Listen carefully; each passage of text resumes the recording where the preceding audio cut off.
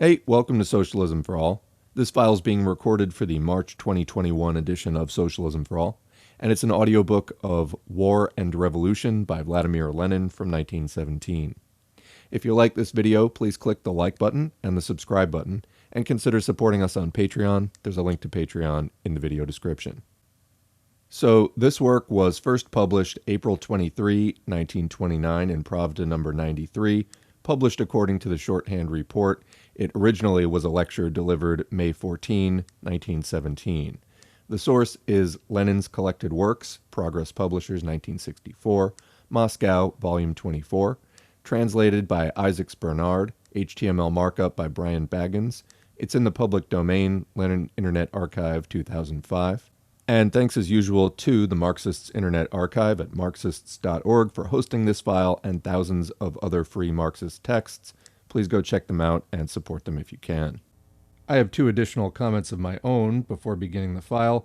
The first is for historical frame of reference. Spring of 1917, at this point, the Tsar had been deposed and there was a provisional government in Russia. However, it was still dominated by capitalists, if not the Tsar, and the Bolsheviks would only take power later that year in October. Secondly, if you're familiar with Lenin's Imperialism, the highest stage of capitalism, you will recognize many of the ideas in this speech as they are similar. All right, let's get into the audiobook. The question of war and revolution has been dealt with so often lately in the press and at every public meeting that probably many of you are not only familiar with many aspects of the question, but have come to find them tedious. I have not yet had a single opportunity to address or even attend any party, or for that matter, any public meetings in this district, and therefore I run the risk perhaps of repetition or of not dealing in sufficient detail with those aspects of the question that interest you most. It seems to me that the most important thing that is usually overlooked in the question of the war, a key issue to which insufficient attention is paid and over which there is so much dispute, useless, hopeless, idle dispute, I should say, is the question of the class character of the war. What caused the war, what classes are waging it, and what historical and historico-economic conditions gave rise to it. As far as I have been able to follow the way the question of the war is dealt with at public and party meetings, I have come to the conclusion that the reason why there is so much misunderstanding on the subject is because all too often, when dealing with the question of the war, we speak in entirely different languages. From the point of view of Marxism, that is, of modern scientific socialism, the main issue in any discussion by socialists on how to assess the war and what attitude to adopt towards it is this: what is the war being waged for, and what classes staged and directed it? We Marxists do not belong to that category of people who are unqualified opponents of all war. We say, our aim is to achieve a socialist system of society, which, by eliminating the division of mankind into classes, by eliminating all exploitation of man by man and nation by nation, will inevitably eliminate the very possibility of war. But in the war, to win that socialist system of society, we are bound to encounter conditions under which the class struggle within each given nation may come up against a war between the different nations, a war conditioned by this very class struggle. Therefore, we cannot rule out the possibility of revolutionary wars, i.e., wars arising from the class struggle, wars waged by revolutionary classes, wars which are of direct and immediate revolutionary significance. Still less can we rule this out when we remember that through the history of European revolutions during the last century, in the course of 125 to 135 years, say, gave us wars which were mostly reactionary. It also gave us revolutionary wars, such as the War of the French revolutionary masses against a united monarchist, backward, feudal, and semi-feudal Europe. No deception of the masses is more widespread today in Western Europe, and latterly here in Russia too, than that which is practiced by citing the example of revolutionary wars. There are wars and wars. We must be clear as to what historical conditions have given rise to the war, what classes are waging it, and for what ends. Unless we grasp this, all our talk about the war will necessarily be utterly futile, engendering more heat than light. That is why I take the liberty, seeing that you have chosen war and revolution as the subject of today's talk, to deal with this aspect of the matter at greater length. We all know the dictum of Clausewitz, one of the most famous writers on the philosophy and history of war, which says, "War is a continuation of policy by other means." This dictum comes from a writer who reviewed the history of wars and drew philosophical lessons from it shortly after the period of the Napoleonic Wars. This writer, whose basic views are now undoubtedly familiar to every thinking person, nearly 80 years ago challenged the ignorant man-in-the-street conception of war as being a thing apart from the policies of the governments and classes concerned, as being a simple attack that disturbs the peace and is then followed by restoration of the peace thus disturbed, as much as to say they had a fight, then they made up. This is a grossly ignorant view, one that was repudiated scores of years ago, and is repudiated by any more or less careful analysis of any historical epoch of wars. War is a continuation of policy by other means. All wars are inseparable from the political systems that engender them. The policy which a given state, a given class within that state, pursued for a long time before the war is inevitably continued by that same class during the war, the form of action alone being changed. War is a continuation of policy by other means. When the French revolutionary townspeople and revolutionary peasants overthrew the monarchy at the close of the 18th century by revolutionary means and established a democratic republic, when they made short work of their monarch, and short work of their landowners, too, in a revolutionary fashion, that policy of the revolutionary class was bound to shake all the rest of the autocratic, czarist, imperial, and semi-feudal Europe to its foundations. And the inevitable continuation of this policy of the victorious revolutionary class in France was the wars in which all the monarchist nations of Europe, forming their famous coalition, lined up against revolutionary France in a counter-revolutionary war. Just as within the country, the revolutionary people of France had then, for the first time, displayed revolutionary energy on a scale it had never shown for centuries, so in the war at the close of the 18th century, it revealed a similar gigantic revolutionary creativeness when it remodeled its whole system of strategy, broke with all the old rules and traditions of warfare, replaced the old troops with a new revolutionary people's army, and created new methods of warfare. This example, to my mind, is noteworthy in that it clearly demonstrates to us things which the bourgeois journalists are now always forgetting when they pander to the Philistine prejudices and ignorance of the backward masses who do not understand this intimate economic and historical connection between every kind of war and the preceding policy of every country, every class that ruled before the war and achieved its ends by so-called peaceful means. So-called because the brute force required to ensure, quote, peaceful rule in the colonies, for example, can hardly be called peaceful. Peace reigned in Europe, but this was because domination over hundreds of millions of people in the colonies by the European nations was sustained only through constant, incessant, interminable wars, which we Europeans do not regard as wars at all, since all too often they resembled not wars but brutal massacres, the wholesale slaughter of unarmed peoples. The thing is that if we want to know what the present war is about, we must first of all make a general survey of the policies of the European powers as a whole. We must not take this or that example, this or that particular case, which can easily be wrenched out of the context of social phenomena, and which is worthless, because an opposite example can just as easily be cited. We must take the whole policy of the entire system of European states in their economic and political interrelations, if we are to understand how the present war steadily and inevitably grew out of this system. We're constantly witnessing attempts, especially on the part of the capitalist press, whether monarchist or republican, to read into the present war an historical meaning which it does not possess. For example, no device is more frequently resorted to in the French Republic than that of presenting this war on France's part as a continuation and counterpart of the wars of the Great French Revolution of 1792. No device for hoodwinking the French masses, the French workers, and the workers of all countries is more widespread than that of applying to our epoch the jargon of that other epoch and some of its watchwords, or the attempt to present matters as though now, too, Republican France is defending her liberty against the monarchy. Comment from S4A. 1776, anyone? All the people, libertarians, Republicans, who think that they're fighting the revolution for America, all the MAGA people who think that it's 1776 again. Or as Alex Jones used to say, the answer to 1984 is 1776. Well, that's exactly what Lenin is talking about. is trying to transpose a past age and all of the jargon and sloganeering of that age to a later age where historical circumstances have completely changed. Okay, continuing. One, quote, minor fact overlooked is that then, in 1792, war was waged in France by a revolutionary class, which had carried out an unparalleled revolution and displayed unmatched heroism in utterly destroying the French monarchy and rising against a united monarchist Europe with the sole and single aim of carrying on its revolutionary struggle.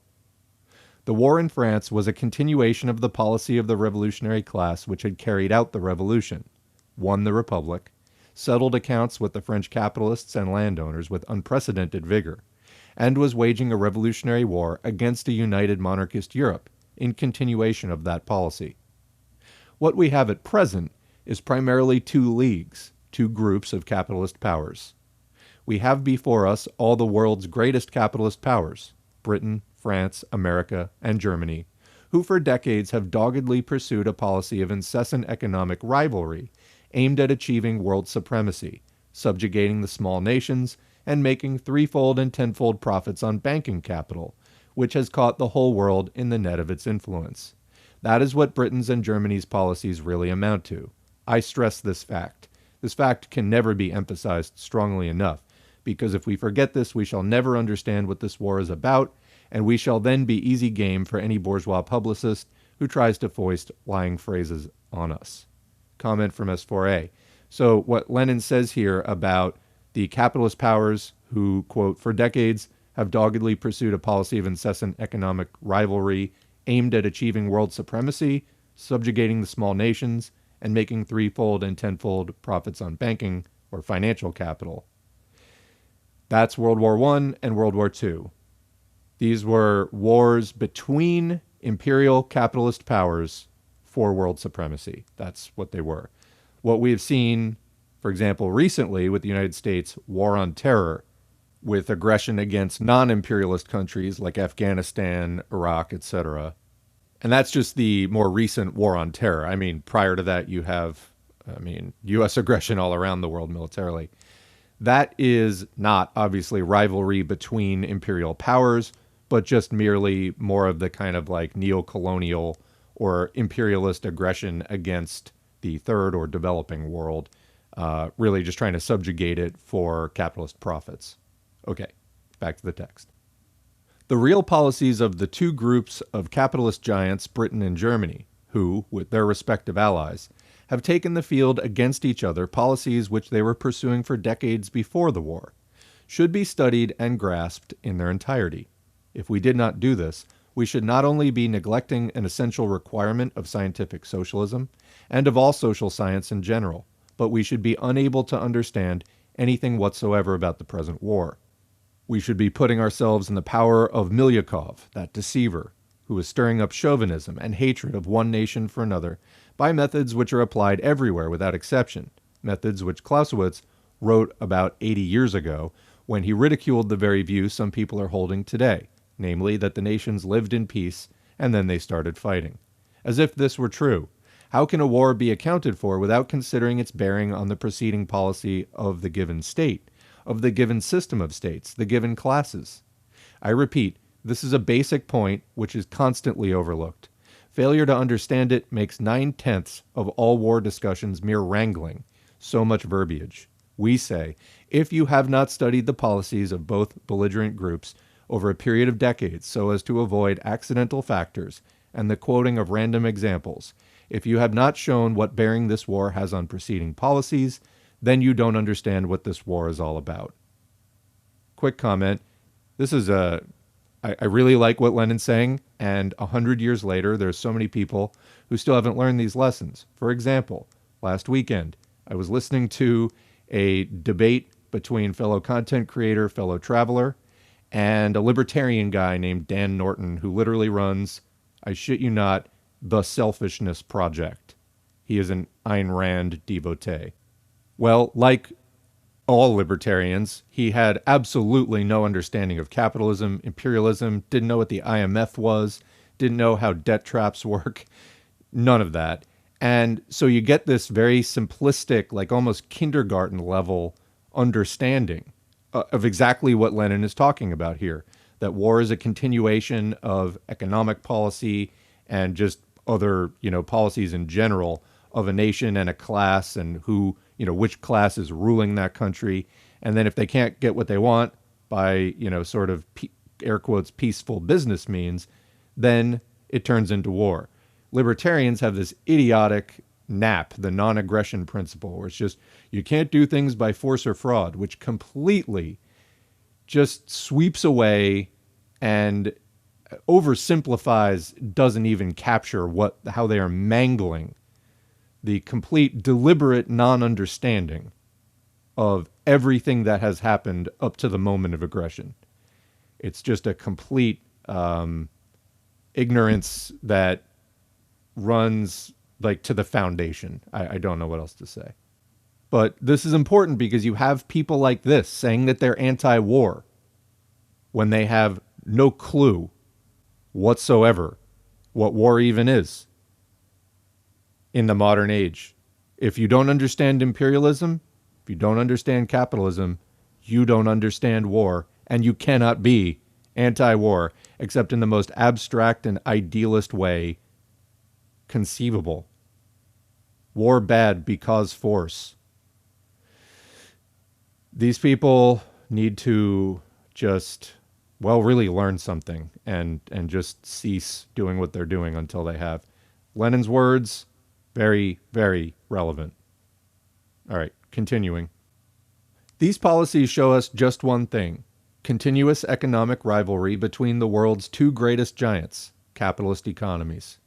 On the one hand, we have Britain, a country which owns the greater part of the globe, a country which ranks first in wealth, which has created this wealth not so much by the labor of its workers as by the exploitation of innumerable colonies, by the vast power of its banks, which have developed at the head of all the others into an insignificantly small group of some 4 or 5 super banks, handling billions of rubles, and handling them in such a way that it can be said without exaggeration that there is not a patch of land in the world today on which this capital has not laid its heavy hand, not a patch of land which British capital has not enmeshed by 1,000 threads.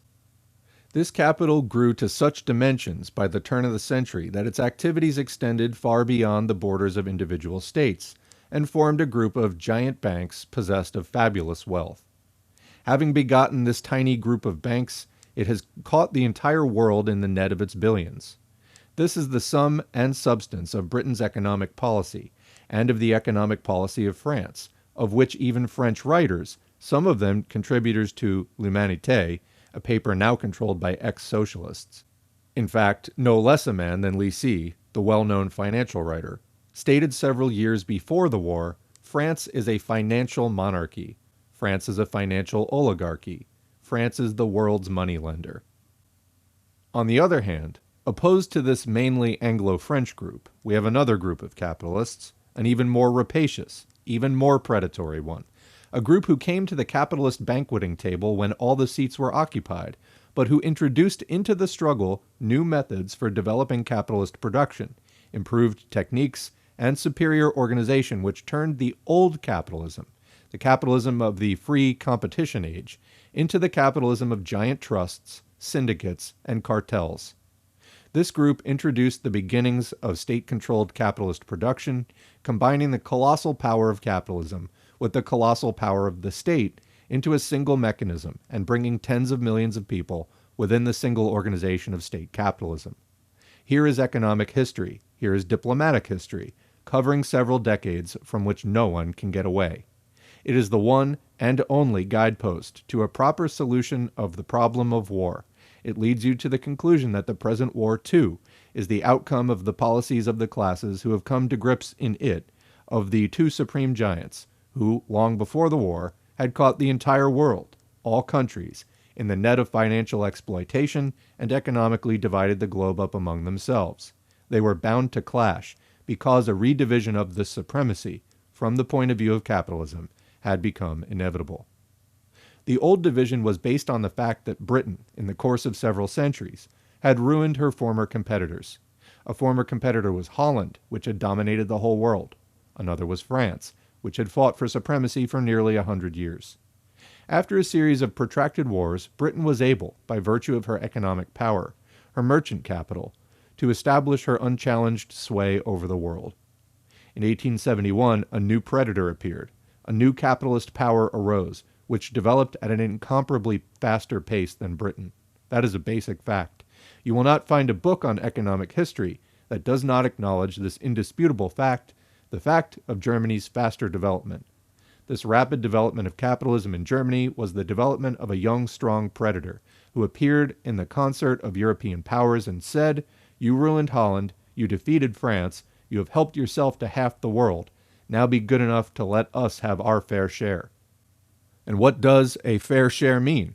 How is it to be determined in the capitalist world, in the world of banks?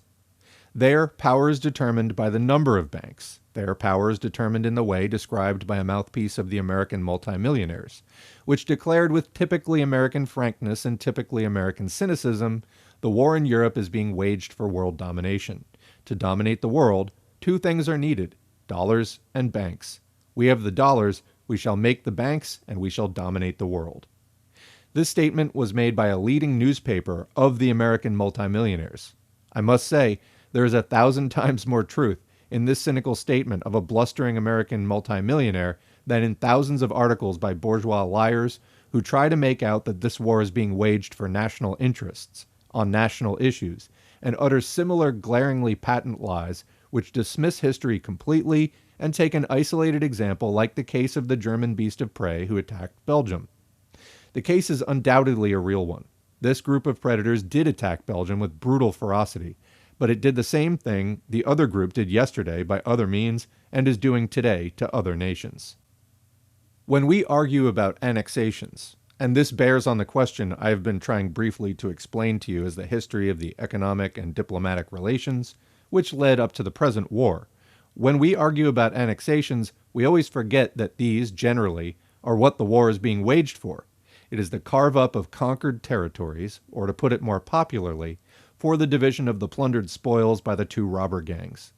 When we argue about annexations, we constantly meet with methods which, scientifically speaking, don't stand up to criticism, and which, as methods of public journalism, are deliberate humbug. Ask a Russian chauvinist or social chauvinist what annexation by Germany means, and he will give you an excellent explanation, because he understands that perfectly well. But he will never answer a request for a general definition of annexation that will fit them all, Germany, Britain, and Russia. He will never do that. And when Reich, to pass from theory to practice, sneered at Pravda, saying, "These Pravdists consider Kurland a case of annexation. How can you talk to such people?" And we answered, "Please give us such a definition of annexation as would apply to the Germans, the English, and the Russians, and we add that either you evade this issue or we shall expose you on the spot." Reich kept silent.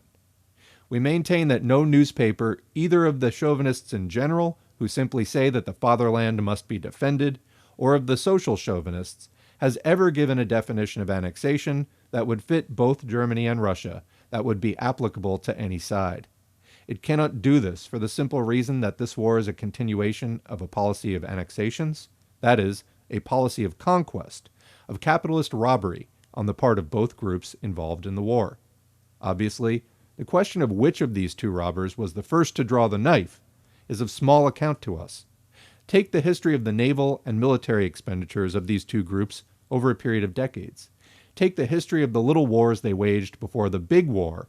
Little, because few Europeans died in those wars, whereas hundreds of thousands of people belonging to the nations they were subjugating died in them. Nations which, from their point of view, could not be regarded as nations at all. You couldn't very well call those Asians and Africans nations. The wars waged against these nations were wars against unarmed people who were simply shot down, machine-gunned. Can you call them wars? Strictly speaking, they weren't wars at all, and you could forget about them. That is their attitude to this downright deception of the masses.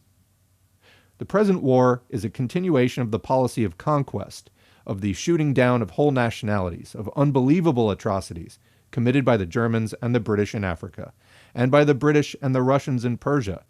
Which of them committed most It is difficult to say. It was for this reason that the German capitalists looked upon them as their enemies.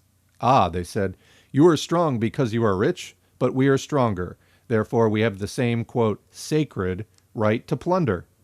That is what the real history of British and German finance capital in the course of several decades preceding the war amounts to.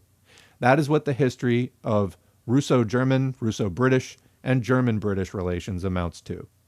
There you have the clue to an understanding of what the war is about.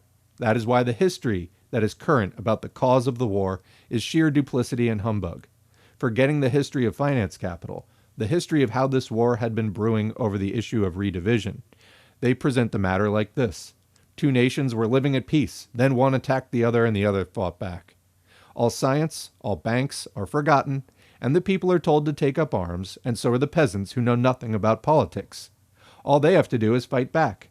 The logical thing, following this line of argument, would be to close down all newspapers, burn all books, and ban all mentions of annexations in the newspapers. In this way, such a view of annexations could be justified. They can't tell the truth about annexations because the whole history of Russia, Britain, and Germany has been one of continuous, ruthless, and sanguinary war over annexations. Ruthless wars were waged in Persia and Africa by the liberals, who flogged political offenders in India for daring to put forward demands which were being fought for here in Russia. The French colonial troops oppressed peoples too. There you have the prehistory, the real history of unprecedented plunder. Such is the policy of these classes, of which the present war is a continuation. That is why, on the question of annexations, they cannot give the reply that we give when we say that any nation joined to another one, not by the voluntary choice of its majority, but by a decision of a king or government, is an annexed nation. To renounce annexation is to give each nation the right to form a separate state or to live in union with whomsoever it chooses. An answer like that is perfectly clear to every worker who is at all class conscious. In every resolution, of which dozens are passed, and published even in such a paper as Zemlya i Volya, you will find the answer, poorly expressed, we don't want a war for supremacy over other nations. We're fighting for our freedom. That is what all the workers and peasants say. That is how they express the view of the working man, his understanding of the war. They imply by this that if the war were in the interests of the working people against the exploiters, they would be for such a war. So would we, and there is not a revolutionary party that could be against it. Where they go wrong, these movers of numerous resolutions, is when they believe that the war is being waged by them. We soldiers, we workers, we peasants are fighting for our freedom. I shall never forget the question one of them asked me after a meeting. Why do you speak against the capitalists all the time? He said. I'm not a capitalist, am I? We're workers. We're defending our freedom. You're wrong. You're fighting because you're obeying your capitalist government. It's the governments, not the peoples, who are carrying on this war. I am not surprised at a worker or peasant who doesn't know his politics, who has not had the good or bad fortune of being initiated into the secrets of diplomacy, or the picture of this finance plunder, the suppression of Persia by Russia and Britain, say. I am not surprised at him forgetting this history and saying naively, who cares about the capitalists when it's me who's fighting? He doesn't understand the connection between the war and the government. He doesn't understand that the war is being waged by the government and that he is just a tool in the hands of that government. He can call himself a revolutionary people and write eloquent resolutions to Russians. This means a lot because this has come into their lives only recently. There has recently appeared a, quote, revolutionary declaration by the provisional government. This doesn't mean anything. Other nations, more experienced than we are in the capitalist art of hoodwinking the masses by penning, quote, revolutionary manifestos, have long since broken all the world's records in this respect. If you take the parliamentary history of the French Republic, since it became a republic supporting Tsarism, you will find dozens of examples during the decades of this history when manifestos full of the most eloquent phrases served to mask a policy of the most outrageous colonial and financial plunder. The whole history of the Third Republic in France is a history of this plunder. Such are the origins of the present war. It is not due to malice on the part of the capitalists or the mistaken policy of some monarch. To think so would be incorrect. No, this war is an inevitable outgrowth of supercapitalism, especially banking capital, which resulted in some 4 banks in Berlin and 5 or 6 in London, dominating the whole world, appropriating the world's funds, reinforcing their financial policy by armed force, and finally clashing in a savage armed conflict, because they had come to the end of their free tether in the matter of conquests. One or the other side had to relinquish its colonies. Such questions are not settled voluntarily in this world of capitalists. This issue could only be settled by war. That is why it is absurd to blame one or another crowned brigand. They are all the same, these crowned brigands. That is why it is equally absurd to blame the capitalists of one or another country. All they are to blame for is having introduced such a system. But this has been done in full keeping with the law, which is safeguarded by all the forces of a civilized state. I am fully within my rights. I am a buyer of shares. All the law courts, all the police, the whole standing army, and all the navies in the world are safeguarding my sacred right to these shares. Well, who's to blame for banks being set up, which handle hundreds of millions of rubles, for these banks casting their nets of plunder over the whole world, and for their being locked in mortal combat? Find the culprit if you can. The blame lies with half a century of capitalist development, and the only way out of this is by the overthrow of the rule of the capitalists and by a workers' revolution. That is the answer our party has arrived at from an analysis of the war, and that is why we say the very simple question of annexations has been so muddled up, and the spokesmen of the bourgeois parties have uttered so many lies that they are able to make out that Kurland is not annexation by Russia. They have shared Kurland and Poland between them, those 3 crowned brigands. They have been doing this for 100 years, carving up the living flesh. And the Russian brigand snatched most because he was then the strongest. And now the young beast of prey, Germany, who was then a party to the carve-up, has grown into a strong capitalist power. She demands a redivision. You want things to stay as they were, she says? You think you are stronger? Let's try conclusions. That is what the war boils down to.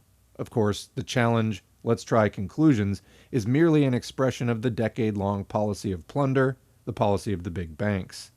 That is why no one but we can tell this truth about annexations, a simple truth that every worker and peasant will understand. That is why the question of treaties, such a simple question, is deliberately and disgracefully confused by the whole press. Quick comment. Has any of this changed? 2021, USA, I'm reading this. Every word still applies. Amazing. Continuing. You say that we have a revolutionary government, that there are ministers in that government who are well-nigh socialists, narodniks, and Mensheviks. But when they make declarations about peace without annexations, on condition that this term is not defined, because it means taking away German annexations and keeping our own, then we say, of what value are your, quote, revolutionary cabinet, your declarations, your statements that you are not out for a war of conquest, if at the same time you tell the army to take the offensive? Don't you know that we have treaties, that these treaties were concluded by Nicholas the Bloody in the most predatory fashion? You don't know it? It's pardonable for the workers or peasants not to know that. They did not plunder. They read no clever books. But when educated cadets preach this sort of stuff, they know perfectly well what these treaties are about. Although they are, quote, secret treaties, the whole diplomatic press in all countries talks about them, saying, you'll get the Straits, you'll get Armenia, you'll get Galicia, you'll get Alsace-Lorraine, you'll get Trieste, and we'll make a final carve-up of Persia. And the German capitalist says, I'll seize Egypt, I'll subjugate the European nations unless you return my colonies to me with interest. Shares are things that can't do without interest. That is why the question of treaties, itself a clear, simple question, has touched off such a torrent of barefaced, outrageous lies as those that are now pouring from the pages of all the capitalist newspapers. Take today's paper, Dien Vodovozov, a man absolutely innocent of Bolshevism, but who is an honest Democrat, states in it, I am opposed to secret treaties. Let me say this about the treaty with Romania. There is a secret treaty with Romania, and it says that Romania will receive a number of foreign peoples if she fights on the side of the Allies. The treaties which the other Allies have are all the same. They wouldn't have started to subjugate nations if they had not had these treaties. To know their contents, you do not have to burrow in special journals. It is sufficient to recollect the basic facts of economic and diplomatic history. For decades, Austria has been after the Balkans with an eye to subjugation. and if they have clashed, it is because they couldn't help clashing. That is why, when the masses demand that these treaties should be published, a demand that is growing more insistent every day, ex-minister Milyukov and the present minister Tereshchenko, one in a government without socialist ministers, the other in a government with a number of near-socialist ministers, declare that publication of the treaties would mean a break with the Allies. Obviously, you can't publish the treaties because you are all participants in the same gang of robbers. We agree with Milyukov and Tereshchenko that the treaties cannot be published. Two different conclusions can be drawn from this. If we agree with Milyukov and Tereshchenko that the treaties cannot be published, what follows from this? If the treaties cannot be published, then we've got to help the capitalist ministers continue the war. The other conclusion is this. Since the capitalists cannot publish the treaties themselves, then the capitalists have got to be overthrown. Which of these two conclusions you consider to be correct, I leave it to you to decide, but be sure to consider the consequences. If we reason the way the Narodnik and Menshevik ministers reason, we come to this. Once the government says the treaties cannot be published, then we must issue a new manifesto. Paper is not so dear yet that we cannot write new manifestos. We shall write a new manifesto and start an offensive. What for? With what aims? Who is to set these aims? The soldiers are called upon to carry out the predatory armies with Romania and France. Send Vodovozov's article to the front, and then complain that this is all the Bolsheviks doing.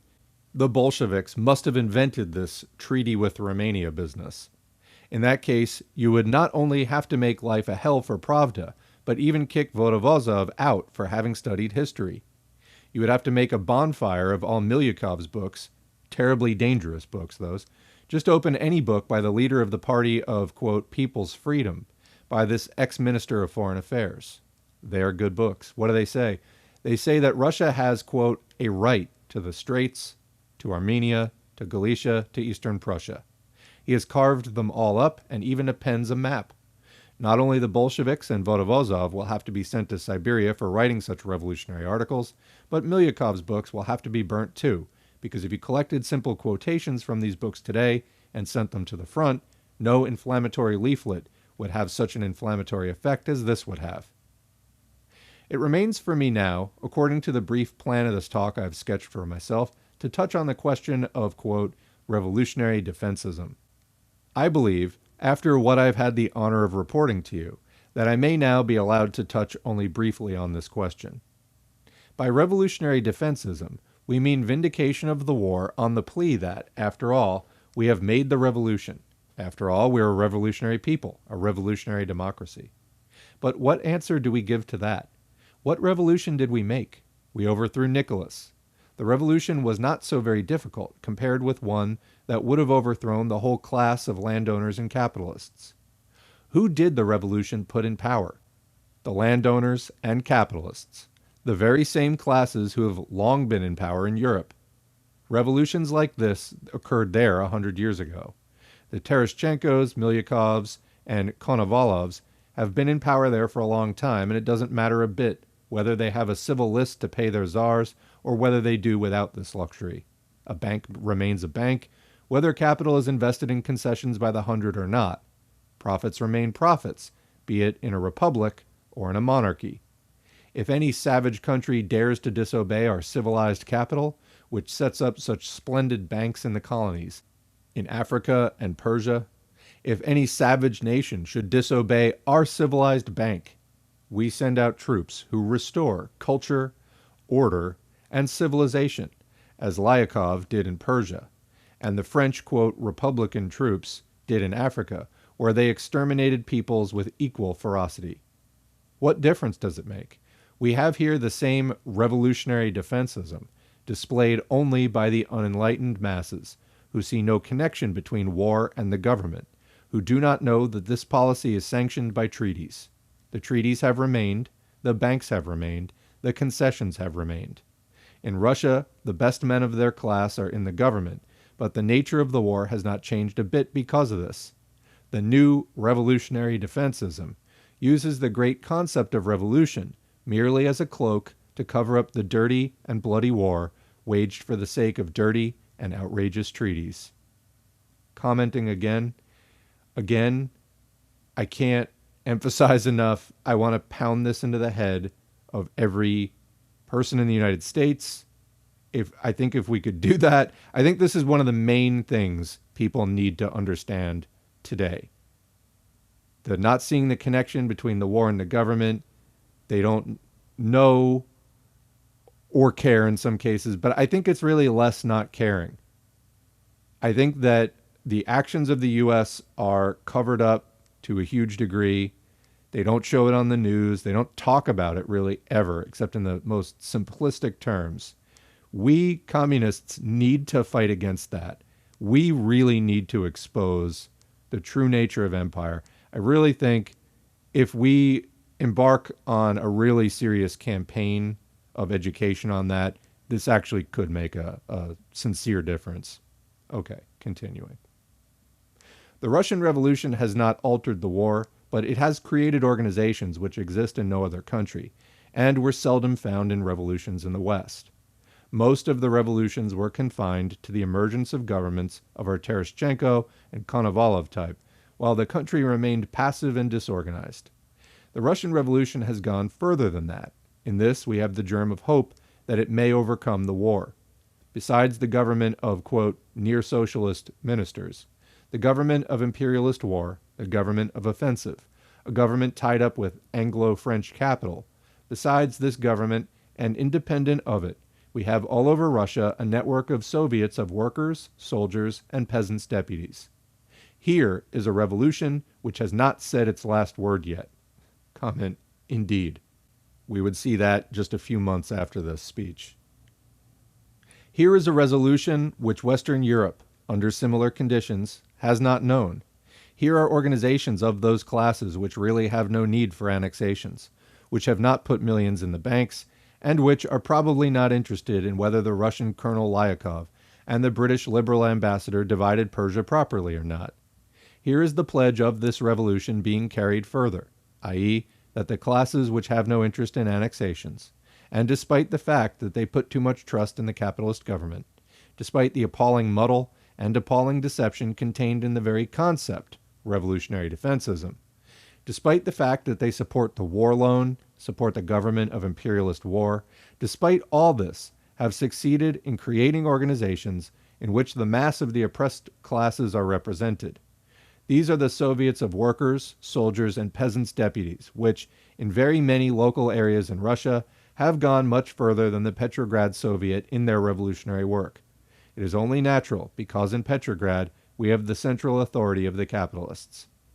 And when Skobelev said in his speech yesterday, "We'll take all the profits, we'll take 100%, he was just letting himself go with ministerial elan. If you take today's rec, you will see what the response is to this passage in Skobelev's speech. They write there, why this means starvation, death, 100% means all. Minister Skobelev goes farther than the most extreme Bolshevik. It's slandering the Bolsheviks to say that they are the extreme left. Minister Skobelev is much more, quote, left.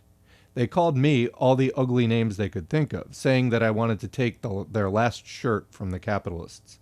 At any rate, it was Shulgin who said, quote, let them take our last shirt. Imagine a Bolshevik going up to Citizen Shulgin and wanting to take his shirt from him. He could just as well, and with greater justification, accuse Minister Skobelev of this. We never went as far as that. We never suggested taking 100% of profits. Nevertheless, it is a valuable promise. If you take the resolution of our party, you will see that we propose there, only in a more closely reasoned form, exactly what I have been proposing. Control must be established over the banks, followed by a fair tax on incomes, and nothing more. Skobelev suggests taking 100 kopecks in the ruble. We proposed and propose nothing of the sort. Skobelev doesn't really mean it, and if he does, he would not be able to do it, for the simple reason that to promise such things while making friends with Tereshchenko and Konovalov is somewhat ludicrous. You could take 80 or 90% of a millionaire's income, but not arm in arm with such ministers. If the Soviets had the power, they would really take it, but not all of it. They have no need to. They would take the bulk of the income. No other state authority could do that. Minister Skobelev may have the best of intentions. I have known those parties for several decades. I've been in the revolutionary movement for 30 years. I am the last person, therefore, to question their good intentions. But that is not the point. It is not a question of good intentions. Good intentions pave the road to hell. All the government offices are full of papers signed by our ministers, but nothing has changed as a result of it. If you want to induce control, start it. Our program is such that in reading Skokoblev's speech, we can say we do not demand more. We are much more moderate than Minister Skokoblev. He proposes both control and 100%. We don't want to take 100%, but we say, until you start doing things, we don't believe you. Here lies the difference between us. We don't believe words and promises, and don't advise others to believe them. The lessons of parliamentary republics teach us not to believe in paper utterances. If you want control, you've got to start it. One day is enough to have a law on such control issued. The Employees' Council at every bank, the Workers' Council at every factory, and all the parties receive the right of control. But you can't do that, we shall be told. This is a commercial secret. This is sacred private property. Well, just as you like, make your choice. If you want to safeguard all those ledgers and accounts, all the transactions of the trusts, then don't chatter about control, about the country going to ruin. In Germany, the situation is still worse. In Russia, you can get grain, but in Germany you can't. You can do a lot in Russia through organization, but you can do nothing more in Germany. There's no more grain left, and the whole nation is faced with disaster. People today write that Russia is on the brink of ruin. If that is so, then it is a crime to safeguard, quote, sacred private property. Therefore, what do the words about control mean? Surely you haven't forgotten that Nicholas Romanov, too, wrote a great deal about control. You will find him repeating 1,000 times the words state control, public control, appointment of senators. In the 2 months following the revolution, the industrialists have robbed the whole of Russia. Capitalists have made staggering profits. Every financial report tells you that. And when the workers, 2 months after the revolution, had the, quote, audacity to say they wanted to live like human beings, the whole capitalist press throughout the country set up a howl. Every number of Rec is a wild howl about the workers wanting to rob the country, but all we promise is merely control over the capitalists. Can't we have less promises and more deeds? If what you want is bureaucratic control, control through the same organs as before, our party declares its profound conviction that you cannot be given support in this, even if there were a dozen Narodnik and Menshevik ministers in your government instead of half a dozen. Control can only be exercised by the people. You must arrange control by bank employees' councils, engineers' councils, and workers' councils, and start that control right away tomorrow. Every official should be made responsible, on pain of criminal persecution, for any wrong information he may give in any of these institutions. It is a matter of life and death to the country. We want to know how much grain there is, how much raw material, how many work hands there are, and where they are to be placed. This brings me to the last question of how to end the war. The ridiculous view is ascribed to us that we are out for a separate peace. The German robber capitalists are making peace overtures, saying, "We'll give you a piece of Turkey and Armenia if you give us ore-bearing lands." That is what the diplomats are talking about in every neutral city. Everybody knows it, only it is veiled with conventional diplomatic phrases. That's what diplomats are for, to speak in diplomatic language. What nonsense it is to allege that we are for ending the war by a separate peace. To end the war which is being waged by the capitalists of all the wealthiest powers, a war stemming from the decade-long history of economic development by one-sided withdrawal from military operations, is such a stupid idea that it would be absurd even to refute it. The fact that we especially drew up a resolution to refute it is because we wanted to explain things to the broad masses before whom we were being slandered. It is not a matter that can be seriously discussed. The war which the capitalists of all countries are waging cannot be ended without a workers' revolution against these capitalists. So long as control remains a mere phrase instead of deed, so long as the government of the capitalists has not been replaced by a government of the revolutionary proletariat, the government is doomed merely to reiterate, we are heading for disaster, disaster, disaster. Socialists are now being jailed in, quote, free Britain for saying what I am saying. In Germany, Liebknecht has been imprisoned for saying what I am saying, and in Austria, Friedrich Adler is in jail for saying the same thing with the help of a revolver. He may have been executed by now. The sympathy of the mass of workers in all countries is with these socialists and not with those who have sided with their capitalists. The workers' revolution is mounting throughout the world. Comment, and I'm not sure if it was by this point or not, but socialist Eugene Debs in the United States also went to jail for criticizing World War I, speaking against it. Back to the text. The workers' revolution is mounting throughout the world. In other countries, it is a more difficult matter, of course. They have no half-wits there like Nicholas and Rasputin. There, the best men of their class are at the head of the government. They lack conditions there for a revolution against autocracy. They have there a government of the capitalist class. The most talented representatives of that class have been governing there for a long time. That is why the revolution there, though it has not come yet, is bound to come, no matter how many revolutionaries, men like Friedrich Adler and Karl Liebknecht, may die in the attempt.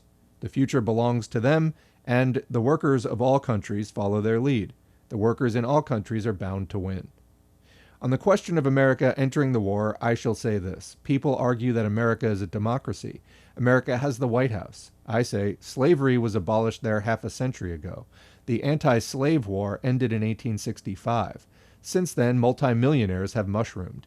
They have the whole of America in their financial grip. They're making ready to subdue Mexico and will inevitably come to war with Japan over a carve-up of the Pacific. This war has been brewing for several decades. All literature speaks about it. America's real aim in entering the war is to prepare for this future war with Japan. Comment, good call, World War II.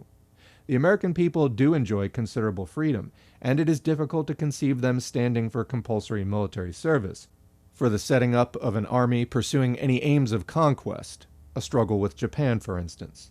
The Americans have the example of Europe to show them what this leads to.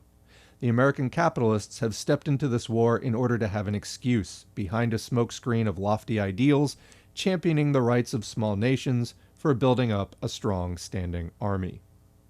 The peasants refuse to give up their grain for money and demand implements, boots, and clothes.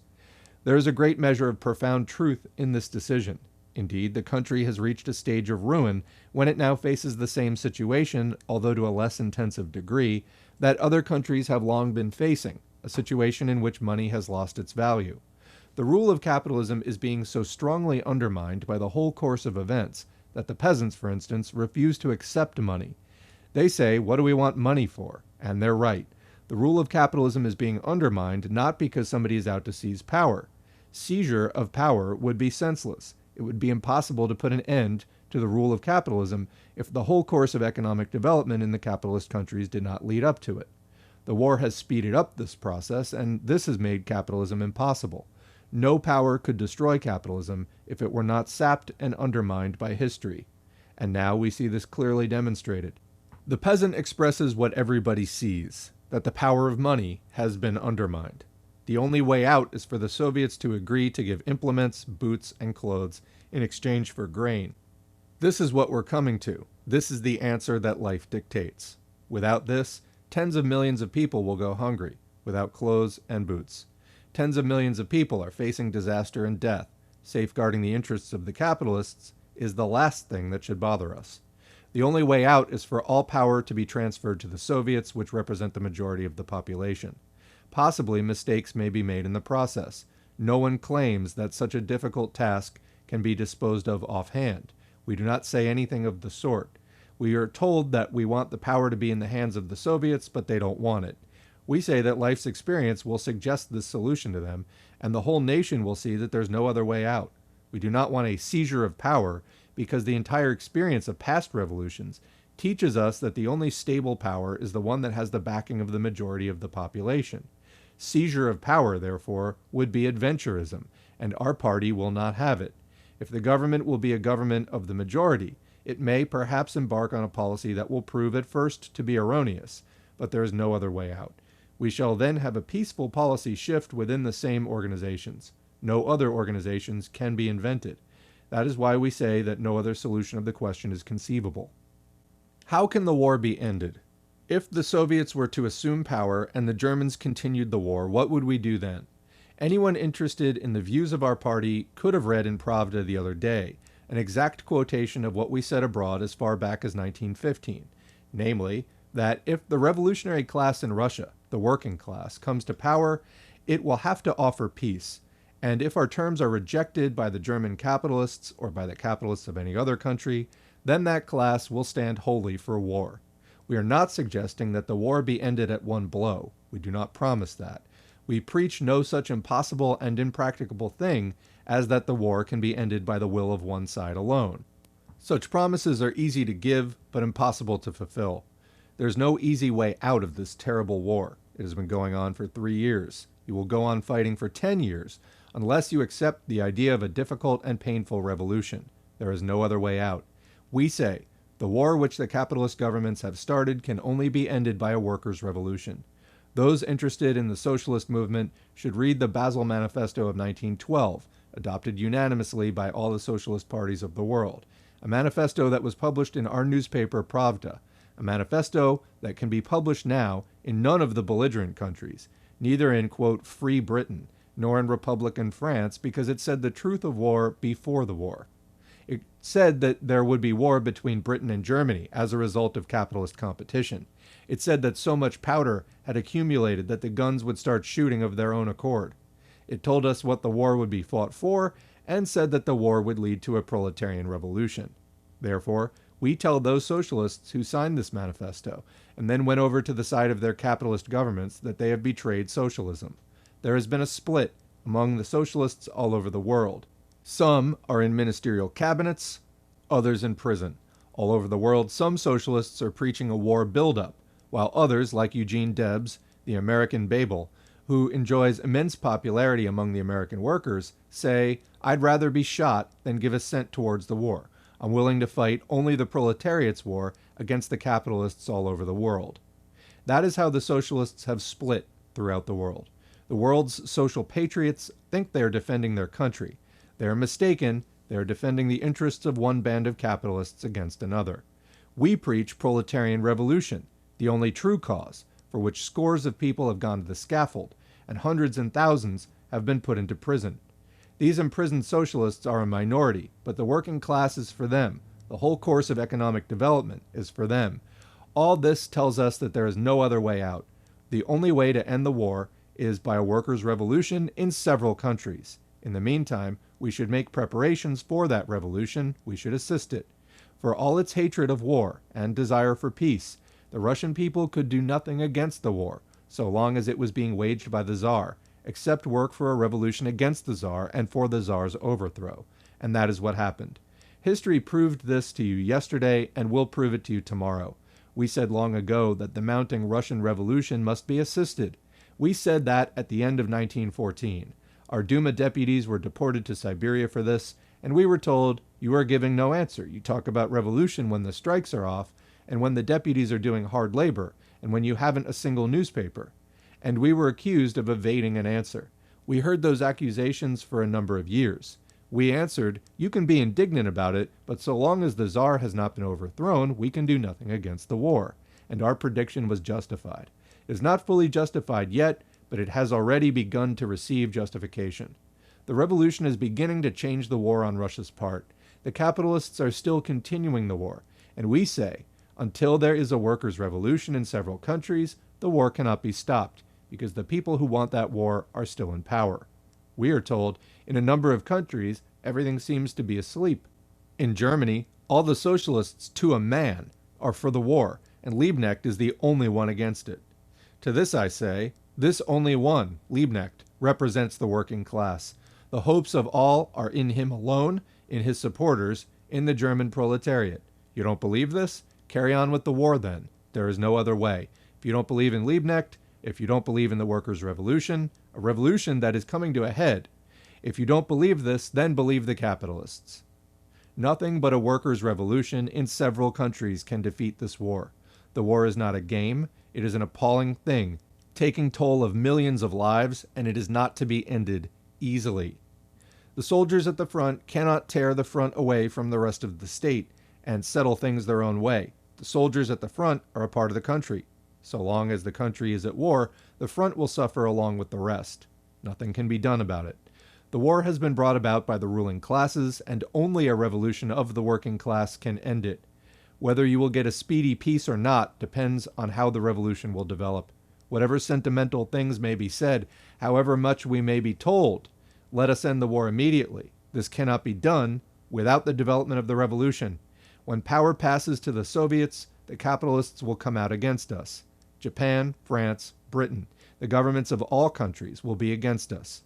The capitalists will be against, but the workers will be for us. That will be the end of the war, which the capitalists started. There you have the answer to the question of how to end the war. And that is the end of the audiobook, War and Revolution. The question is war, the answer is revolution. This goes as much today as it did in 1917. They, of course, were talking then about a war between imperial countries. War goes on today in various forms. And yes, capitalism is war. Capitalism has become imperialism, which is a state of constant war. If we're ever going to end this war, we have to end capitalism. There is no other way. And I will leave you with that. We'll catch you in the next video. Thanks for listening, and please leave a comment. And that's the video.